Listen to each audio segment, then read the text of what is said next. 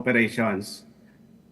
Pero I must admit, Mr. President, at hinihingi po namin yung tulong, particularly ng DSWD, kinukulang na po kami sa pagkain, sa tubig.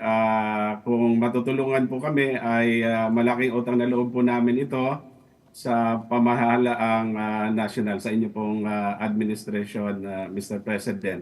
Meron pong casualty na nai-report po sa amin, 13, at of course maraming damage to properties, both personal, even real properties. Meron po kaming isang tulay na nasira o sinira ng bagyong si Kristine at pinahinto ko na, isinara na po namin para hindi na masyadong hindi na makakos pa ng buhay at anumang damage. So ang tingin po namin, Mr. President, hangga't hindi pa nako-cross yung highways sa Milaor at hangga't hindi pa po nakakarating yung mga ayuda coming from Metro Manila, from the national government, ay mas mahihirapan pa po kami. Thank you, Mayor. Mr. President, I updated the mayor that right now, for our regional warehouse, we still have 86,000 family food packs. And I assured him, magkatabi naman ho kami, na he can pick it up anytime. He has a standing request of 30,000. We're ready to distribute that, Mr. President. Of course, he'll take charge with the last mile, pero we still have food on the ground. And I assured him already that ready ho ang national government to augment his needs. Now, yung water po, as I mentioned, Manila Water and Maynilad Waters ready to go. The moment we get the airlifts from Air Force, we should be able to provide both the province and Naga City. All right. Thank you, Secretary Rex. Mukhang the problem is not the availability of relief goods and the responders, but it's the accessibility dun sa areas, especially in Kamsur, dahil marami pang nakalubog. Pero nag-evacuate tayo ng mabuti. So wala nang isolated na kailangang i-rescue o meron pa rin, nagre-rescue pa rin tayo ng tao na doon sa flooded areas? Mayroon pa rin, Mr. President, mga ilan-ilan na natatanggap kaming rescue request at nagre-respond pa po kami hanggang ngayon. Pero I think we are now shifting our operations from rescue operations to relief operations. Inaasahan po namin na hanggat may baha ay patuloy na mahihirapan, kinakailangan ng aming mga kababayan ng pagkain, ng tubig, maging ng damit. Ito yung una muna na necessity sa ngayon. Mr. President, if I can speak on behalf of the province, kasi si Gov, I couldn't pull him dahil he's quite busy with his own operations kanina. Basically, Mr. President, for Camarines Sur, ang report ni Gov, wala na hong kailangan ilikas. Yung mga nakikita natin sa mga tahanan, what they're doing lang is they're waiting for the floodwaters to recede, pero ang hinihingi nila food. So that's why the province has mobilized both brigades to distribute the family food boxes of DSWD. So sa side ho ng province, wala na hong nililikas, more of food relay na lang using the boats po. Very well. All right, but we have all of these, yes, all of these goods available. At saka na, we're seeing the pictures now of some of the relief efforts that are ongoing. Kahit na may baha pa rin, at least nakapasok na yung ating mga tao, together with some of the relief goods and some of the equipment that we need, yung mga water purifiers. How are we doing on the water supply? Because kahit baha, it's always the critical issue is water supply. Mr. President, both the province and the mayor can confirm this. The water is becoming a struggle, but as mentioned, our partners, Manila Water and Maynilad, have already mobilized potable drinking water in gallons. We are currently working with the good people from the Air Force so that we can airlift these water gallons kasi medyo marami ho sila. the moment it lands, hopefully within today or tomorrow, then we should be okay because Mr. President, marami-rami naman ho yung ibinigay ng Manila Water and Maynila. These are the 5 gallons per container or the 6 gallons per container. They answered our call and they're ready to mobilize already, Mr. President. All right. Okay. So it's still it's still accessibility that we're having to deal with, the lack of accessibility that we're having to deal with. Yes. All right. Mr. President, if I can just reiterate, for the province side, the pictures you're seeing are the operations of the province. Sa pagkain ho talaga, they've been quite aggressive already. Governor Villafuerte, Congressman El Rey, they've been on the ground. They're using their boat brigades. Marami ho talaga silang umiikot ngayon na nag-ration ng pagkain. Dito kay Mayor Legacion, I think he's doing the same. But we assured him na the stocks are ready. Magkatabi naman kami ngayon. In fact, we're plotting out the withdrawal already of the boxes from our regional warehouses. All right. Okay. That's well, that's understood. Okay. What other requirements? You make a good point about fuel. Is there anything else like that that we need to be attending to? Mr. President, the fuel kasi na-trap doon sa Millaor dahil naputol yung road because of the flooding. But yung province ho, they're already looking at recovery. So that's why I spoke with Secretary Kiko kanina about relayed to him the concern ng province, which Secretary Kiko said he'll take care of. And then sa DSUD ho, they're also working, I think, with the undersecretaries of Secretary Acuzar about rebuilding the homes. Nandun na ho yung mindset ng province on the recovery because they believe the water will recede hopefully this weekend. Kasi medyo may araw na ho dito, Mr. President. They said that it's the first time they've seen the sun in quite some time. So they're quite optimistic na bababa na ho yung tubig. So they're already in the recovery mode, Mr. President. Very good. All right. Okay. Thank you. Anything else that you would like to report? How about For me, Mr. President, na si Mayor Ata. now outside of Bicol, are there in the other areas? What is this? What is the response so far of the DSWD? Yung Mr. mga President, Central if I can request Luzon, one yung slide mga down from Central Luzon, the presentation. the Central Luzon provinces that have already declared calamity, Cavite and Batangas, what are we doing in those areas? Yes, Mr. President. In the presentation that's flashed, we have already released a total of 150,000 family food packs nationwide. Mr. President, the numbers in Calabarzon are still coming in kasi kagabi lang namin nakukuha yung mga numero because the effects they started feeling the effects last night. But Mr. President, to assure you, in Calabarzon and in the Metro Manila corridor, we have close to around 250,000 family food packs ready for dispatch anytime. So, Mr. President, we're working with the local government units and the congressional offices. If they have the requirements, we keep on releasing. We've been talking to the LGUs, Mr. President. All right. Okay.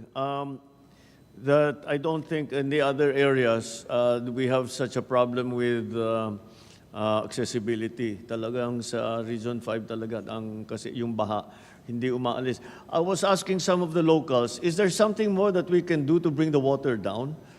O aantayin lang talaga natin hanggat bumaba? Wala tayong magawa para i-accelerate yung paglabas ng tubig?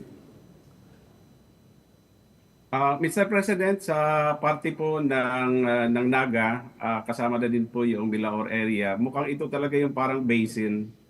Dito bumababa lahat ng tubig na nagagaling sa upper portion, including those in Rinconada at from Bay. Mukhang maghihintay po talaga sana maganda yung panahon, and yun naman yung aming paniniwala, baka mamaya and tomorrow mukhang possible na po yung highway sa Milaor matapos na magsagawa ng clearing operations yung DPWH, katulong yung City Engineer's Office ng Naga City. Okay. All right. Okay. I think we continue to concentrate on Region 5 for now because they're the ones in most need. Everybody is in need. But the accessibility problem of Region 5 is a little bit more pronounced than all the other areas. All right. Okay. Thank you, Secretary Rex, for your report. I'd just like to bring up the point that Secretary Rex talked about is the fuel. This always happens pagka walang access. What are we doing about that?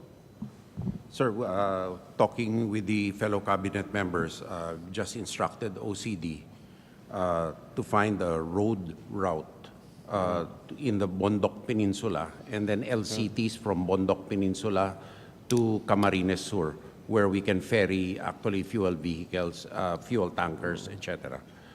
So there will be a shuttle, food, water, and fuel, sir, via crossing the Bondok Peninsula, that body of sea, to Pasakaw. Have they started to? They will start today, sir. Okay. And airlift, sir, if Nakaalis na sila or they will still? they're still logisticizing it, sir, but by today. Putting together. Yes, sir. And may I say also, Mr. President, Philippine Air Force already was able to go into Naga and to Legazpi. Yes. And we will continue the air bridge to take advantage of any gaps in the weather now. The things that are coming up, which we have experienced before, is probably the need for airlift capability mga sa rotary siguro kasi isolated areas kahit na hindi mapasok ng land vehicle. We should Yes, sir. try at least because they're already in their second 2.5 days na sila sa Region 5. Sir, the 205th Helicopter Wing and the 505th Search and Rescue Group are deploying all Rotary assets already, sir, Alright. to the area. Okay. Yes, Secretary Tony. Sir, if I may, in previous disasters such as Odette, we mobilized the private sector to locate their stocks in the area and please provide access to stocks already in the area. So, sir, fuel stocks sometimes are in depots and actually already in the proximate areas where they can actually be accessible. So, sir, if I may suggest, we could call on the private sector to release. They're here po, sir, represented today. All right. Okay. Sekmani, Yes, Mr. President. I think the only problematic section along the Maharlika Highway to reach Camarines Sur now is actually the section in Quezon. This is in the Lopez Catanawan section. When the last few days it was not it was closed to traffic, but as of now, heavy vehicles can now pass through, Mr. President. So I think there is a good chance for the vehicles now to pass through and go to Camarines Sur, Mr. President. marami raw talagang marami ang landslide, that areas where they did not have landslides before. The former governor was just explaining to me sa Cavite ganun. Hindi sa Cavite, sa Batangas, yung mga area na hindi pa nakakita ng landslide noon, nag-landslide na ngayon. So, I guess our problem, yung lupa is completely saturated. Wala nang talaga pupuntahan yung tubig. Anyway, all right, okay, thank you. I think next year, the response of the Department of Health to the Typhoon Kristine. Can we hear from Secretary? Thank you, Mr. President. I'd just like to highlight the actions taken by the Department of Health. We've activated actually Code Blue. Code Blue is our highest response to our disaster in Cagayan Valley, in Bicol, and Ilocos. We maintain Code White in the NCR, in Central Luzon, Mimaropa, Western Visayas. We've actually held a command conference, and some of the reports that came in, we have most of the injuries actually came from the Bicol region, 15 deaths. The landslides po, Mr. President, I think it's very clear, yung landslide kasi they're the ones that actually cause death. So it's very important that we map out where the high-risk communities are para pag malakas ang ulan and when it's continuous rain, we evacuate them also early. Not only flood-prone, kasi yun yung dapat siguro nating makita. 11 of the deaths of the 15 are from Bicol, and half of them were from the landslide. Of the recorded injuries, mostly mga wounds ito, when people rescue out of their homes from floods, they get injured. So Of the hospitals po, we have 9 facilities with minor damages. No? Of the 2 big hospitals in Bicol, Bicol Medical Center and Bicol Regional Medical Center in Albay, the one in Naga and one in Albay, are both functional, although we lost power and we also lost damage to the internet server of our Bicol Medical Center, but the hospitals are functioning. We have a couple of hospitals that are functional in Batangas, but cannot be accessed because of floods.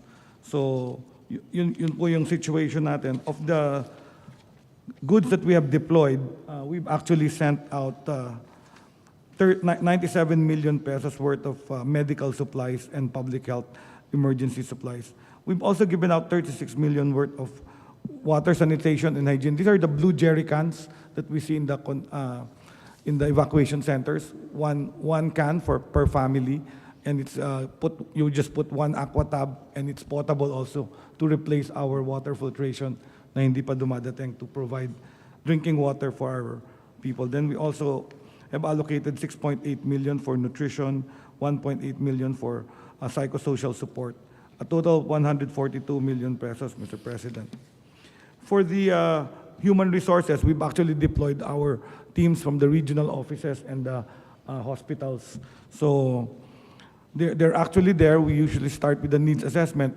What we found is the highest illness reported is respiratory infection, Mr. President. Kaya maganda yung mga LGU na they built that compartmentalized because ang bilis ng spread of respiratory infection. Isang bata lang dyan may ubo, hawa-hawa na lahat. So some of the LGUs now put this compartmentalized per family so that the infections can be controlled. I've also asked our teams to distribute face masks kasi as we have more people in the evacuation centers, respiratory illness yung number 1. Marami rin din tayong gastrointestinal illness, and that's solvable by potable drinking water. So we distributed also hygiene kits. Alam nyo naman po, wala lang damit. They also need to take care of themselves, to clean themselves. So yung hygiene kit is a green bucket. It has soap, shampoo, sanitary napkin ng mga babae. We actually distribute that sometimes. We've also distributed, before the emergency, we actually heightened our health emergency advisories and information on social media. All the advisories about the illnesses you can get during times of the typhoon. And then we've also provided prophylaxis for our rescue workers. Sila yung at risk kasi. So we're providing them antibiotics for infections they can get during rescue operations. Yan lang po ang aking report, Mr. President. Basically, konti ang injuries and death for the magnitude of the disaster. And I thank the quick action of the Office of the President for suspending classes and work because that keeps people in their homes and safer rather than having work and then people getting trapped, injured, or anggan. So I think we can still go for improvement, especially for the landslides. Yun yung mataas po kasi ang mortality sa landslide. Yung drowning, mapiprevent natin yan pag na-rescue sila. Pero yung landslide, isang bahay, natabunan ng lupa, patay talaga yung buong family nun, Mr. President. Okay. Thank you. Thank you, Secretary. We'll just continue to respond. The first area that asked for medical help was again Naga and Legazpi, around Region 5, because marami nga silang casualty.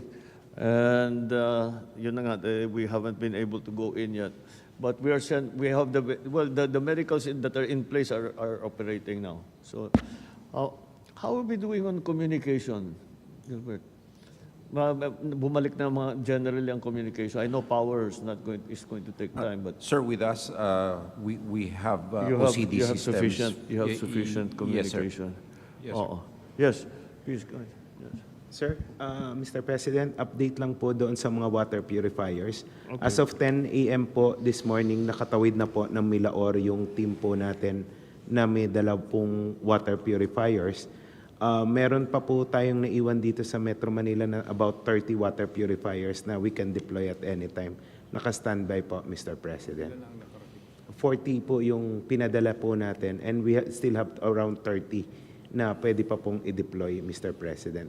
As of 10 a.m., kasama na po yung team natin ng PDRRMO po ng CAMSUR, Mr. President. So yung team ninyo, yung 50-person team, nakapasok na? Nakatawid na po ng Milaor kaninang Ando na 10. sila? Yes, sir. Nandun na sila? As of 10 a.m. po, Mr. President. Naipit po kasi sila sa Lopez and then Milaor. Nagpalipas po sila ng gabi, kagabi. Then as of 9:30 po, nakatawid na po sila, Mr. President. Okay. Alright. Yung mga gamit nyo na-deliver nyo palabas? Opo, naitawid na po, nasa Naga City Hindi, Hall. pero mula sa Naga, kasi ang mga nangangailangan sa labas din ng Naga, hindi lamang doon sa loob ng city. Yes po, kasama na po ng PDRRMO ng CAMSUR and may dala rin po kami mga bangka, Mr. President, for deployment po. Alright. Mr. President, if I may, on landslides. I think the NEA director has something Mr. to add. President, on a lighter note naman po, malaki ang naitulong ng mga dams natin sa pag-mitigate ng baha. No? In the case of Magat Dam, nakapag-pre-release po kami, so napababa namin ng mga 8 meters yung level. So nung dumating na yung malakas na ulan, ang inflow was 3,200 cubic meters per second. Ano? Napakalakas talaga. So ang release na lang namin noon is mga around 700. So na-mitigate po natin yung baha doon. Parehas din ang kwento niyan sa Halaor Dam. Itong ating pantabangan naman po ay nasa 14 meters pa naman yung kailangan niyang punuin. So malaki rin po na itulong nito. And in the case of San Roque Dam, Mr. President, nag-release ang Ambuklaw. Nakita namin yung report kanina, yung the one that was put up earlier. Mukha namang nakontrol na mabuti yung level ng dam at na mayroon tayong nagawa ahead of time na para hindi tayo mabigla, and then we will release na naman kagaya na nangyari noon. So anyway, mabuti yun at let's maintain that standard procedure from now on pagka basta't may parating. Lalo na ngayon, mukha yung mga bagyo talagang ang daming tubig na dala. Kaya yun ang ating kailangan alalayan. All right, so let's move on now to the funding that will be required to support all of this relief and support and recovery for all of these areas. So we ask DBM, Sekmina, if you can. Yes, Mr. President, good morning, and good morning to the members of the Cabinet. First slide, please. I will briefly show all our possible sources of funding. Next slide. Presented on the slide is a status of the NDRRM fund releases from 2024, GAA, and 2023 continuing appropriations.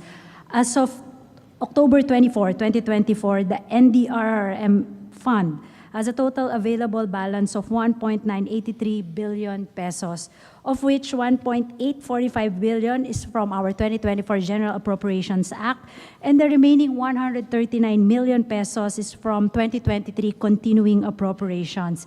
However, from the remaining balance, we still have a pending request for QRF replenishment for SARO issuance in the total of 1 billion pesos, broken down as follows: DPWH, 1 billion pesos, DILG PNP, 25 million pesos, and DND OCT, 37.5 million pesos. The available balance of the NDRRMF after the issuance of ZARO for this QRF augmentation request will be 921.4 million pesos.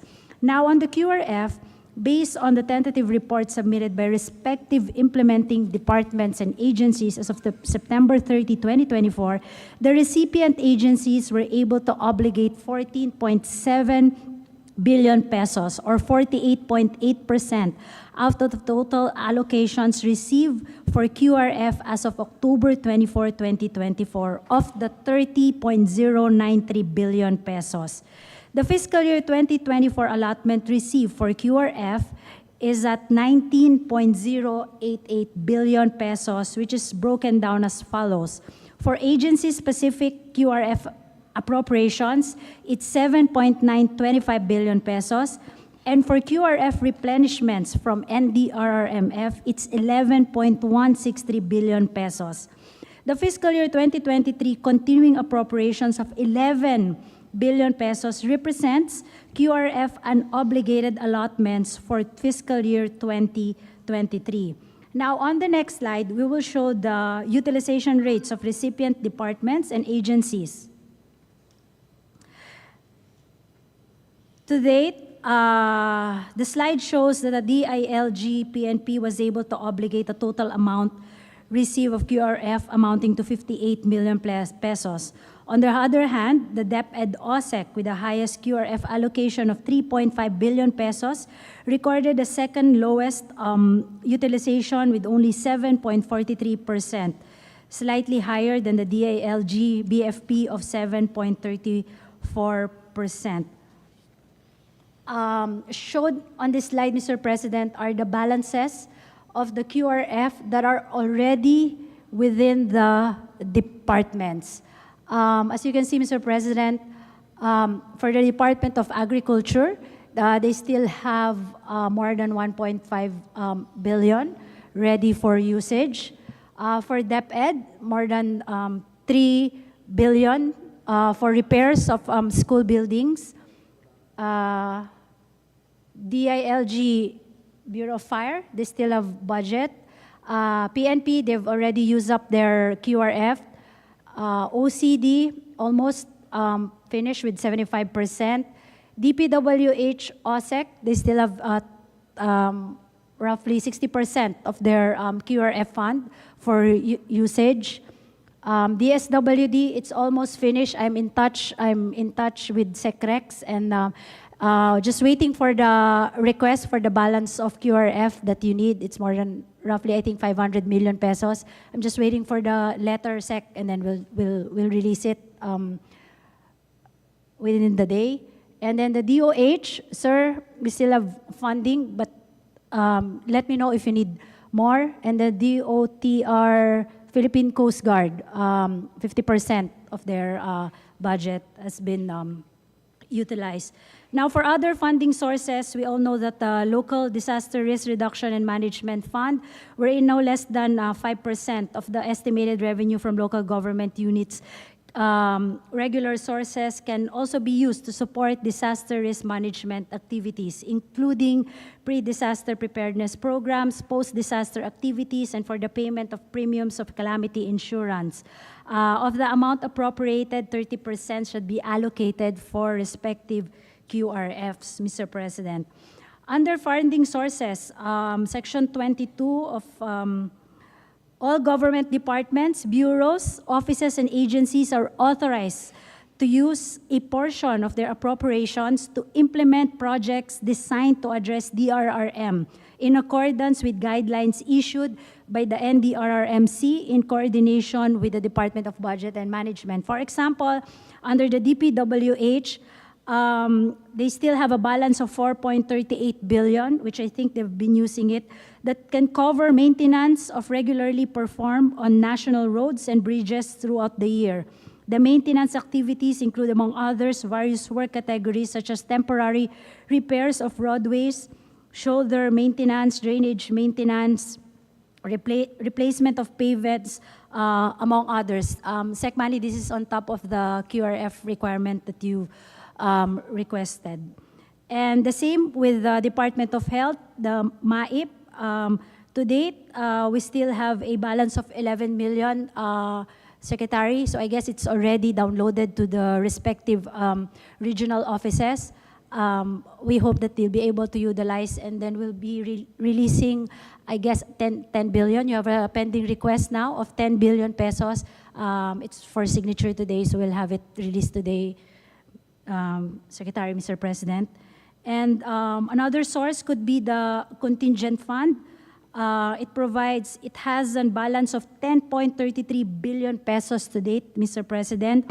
The appropriation may be utilized for funding requirements of new and urgent activities or projects of the national government agencies, GOCCs, local government units that needs to be implemented or paid during the year. Mr. President. So we still have 10.33 billion of this. And assuming we need more, Mr. President, we still have, I just received a certification from the Bureau of Treasury, Department of Finance for unprogrammed appropriations. So assuming we need more funding, Mr. President, we can tap the unprogrammed appropriations. Rest assured, Mr. President and members of the Cabinet, that the DBM remains unwavering in the commitment to provide funds to the agencies that require support for programs focused on immediate disaster response and rehabilitation, Mr. President. Right. So certainly the ones that are to the different agencies are already with them. So that's readily available. The other requirements like siguro John Vic, yung mga QRF ng local, wala na yan. Ubus na yan, matagal na naubos yan. So they will need more support. Yes, sir. Para anyway, so doon natin kukunin doon sa not only the agencies but also the from the DBM kung ano pa yung mga kailangan natin. Now is the time to download all of the MAIC and AICs and UDA that we still have. All right. That's pretty much it. There's just one thing I wanted to ask the experts. If there is another approaching weather system, we have to take that into account. Because kung aayusin natin, and then 3 days later, sisirain din ng susunod, sayang lang yung ginawa natin. At the same time, in those 3 days, kailangan ng tao na may daan, na may... how do we handle this so that we make maximum use of our resources? Sec Gilbert, maybe you have an idea on what is the concept, how we should apply our resources. Certainly, ang mga relief, yung mga rescue relief, wala na, hindi natin pwedeng i-delay yan dahil buhay na ng tao yan. So we just have to keep going in that. Now, when it comes to the rebuilding or repairing, all of these things, what are we have to think in the slightly, not short term. Paano ang handling natin dyan? Kasi yun ang inaalala ko, nangyayari, madalas mangyari yan eh. Bagong gawa yung kalsada or whatever, kaka-inaugurate, ribbon cutting lang natin, 1 week later, sira na dahil may dumaan na bagyo. That's what I would like to, hopefully to avoid. Yes, Mr. President. I think, excuse me, the protocol that we are adopting in the department is once in response to calamities, actually, the first thing that we do is actually just to clear out the roadways, actually to restore immediately yun traffic. necessary yun kasi we need those thoroughfares para ipasok yung gamit at saka yung mga tao. Yes, Mr. Yeah, President. that's what we're going to have to contend with. And then after that, we have to look into the permanent restoration program for those damages, Mr. President. So to be more permanent, especially in yung mga vulnerable areas. Okay. Yes. But in all that we do, let's keep that in mind. Wimpy, you wanted to add something? Yes, Mr. President. Wimpy wants to... Yeah, the time that you were sponsoring the Department of Housing and Urban Dev, there is an enumeration of the MHS policy on basic needs and the hierarchy. Okay. And that was designed precisely to respond to situations like this. So the priorities are as follows. It's water facilities that we have to concentrate on. So during these 3 days, we have to replenish water, and then the energy, including the fuel, and then the food, clothing, shelter, health, education, and then the rest is what was mentioned by DPWH. It's access, it's livelihood, it's recreation, and ICT, and the overall security where the PNP and the other security sector is concerned. So, demands-based approach po siya, and dun po yung tutukan ng government and the community. Protectionan yung 13 basic needs, and then Just prepare for the next. Okay. All right. Well, my concern that I just spoke about fixing something that will just be destroyed a few days later, that also applies to power.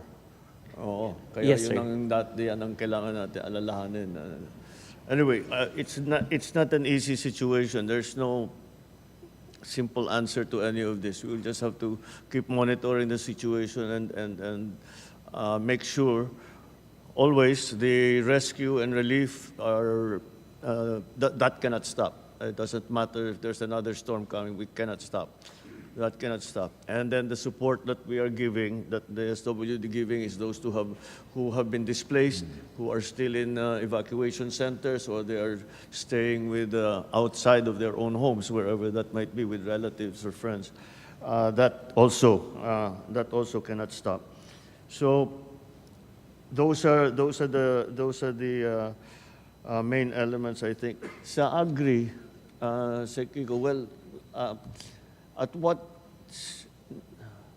nakapag-ani na ba sa, Mr. President, or they're in the middle of harvest? we have already harvested about, depending on each area, 60 to 70%. And actually, before the storm hit, a week before the storm hit, we accelerated harvesting and buying from NFA din. So, nakatulong naman yun, sir. Yeah, so we'll have to make up for that 30 to 40% kung sakali na outright na destroyed. Hopefully, hindi naman ho, but yes. Well, We have enough kung- stock, sir. Then we have Kadiwa trucks also going Yes, to that's right, Kamsur, yes. and we also have NFA rice ordered by the LGUs being deployed as we speak. Plus, to prepare for what is coming, we also instructed NFA to send additional rice above and beyond what was requested. Oh, Thank you, sir. And then we'll just keep me updated about the damages that our people are seeing in terms of the agricultural sector. All right. Well, that's the situation now. What as we have already experienced, as we have experienced many times, there are phases to the thing. There's the rescue phase, then the relief phase, and then the recovery phase, where we start to bring our people back to their normal homes, residences. It is made much more complicated by the fact that lawak nung effect, napakalawak yung effect ng bagyo. So, what happened is that Bicol is in one phase, Central Luzon is in another phase, first Region 1, 2 will be in another phase. So it became complicated because ang laki ang pagkatama, tapos ang tama hindi sabay-sabay, iba-iba. At siyempre, dumaan ng dahan-dahan. So we just have to be more creative and be able to maximize our resources. All right, batay ko, nandyan na yung sundo ko. We're going to make an inspection.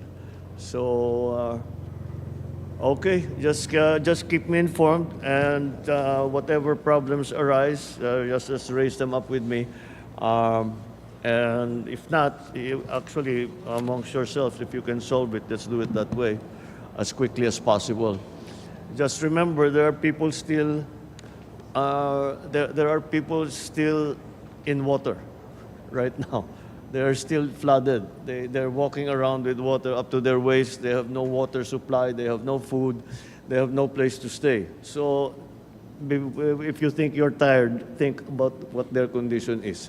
So let's always keep that in mind. And as a last item, I'm happy to note that the other our partners in the private sector are here. There is the Philippine Disaster Resilience Foundation. I'm over here, Mr. President. There, yeah, that's right. There you are, and Arise from Here, the Mr. President. SCM group, and of course the Red Cross, who is always who is always present at these things. Thank you for your attention and thank you for the help that you will be providing. Okay, I think that's it for now. Maraming salamat. Thank you.